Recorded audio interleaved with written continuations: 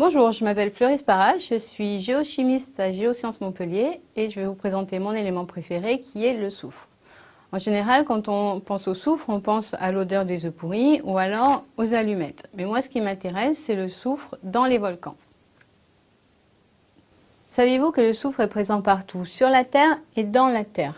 Mon travail à moi, c'est de traquer le soufre dans la Terre, en étudiant les roches volcaniques et aussi les roches mantéliques du manteau.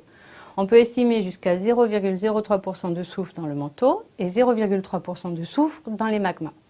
Il y a donc très peu de soufre et malgré ça, il va jouer un rôle important sur le climat lors des éruptions volcaniques.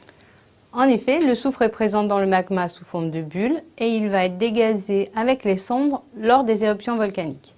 Dans les zones de subduction, on a un magma qui est très riche en gaz et il va exploser, fragmenter lors de sa remontée. C'est ce que l'on appelle les éruptions pliniennes.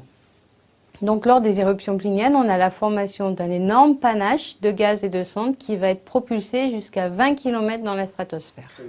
Quand il arrive dans la stratosphère, le soufre est sous la forme d'une molécule SO2 et il va réagir avec l'eau pour former un aérosol H2SO4.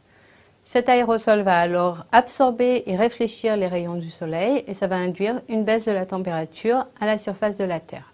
Prenons un exemple. Lors de l'éruption du mont Pinatubo en 1991 aux Philippines, 17 mégatonnes de soufre ont été dégazées dans la stratosphère. Sur les photos satellites, on a pu observer des couches sombres d'aérosol et on a mesuré une baisse de la température de 0,5 degrés Celsius à la surface de la Terre.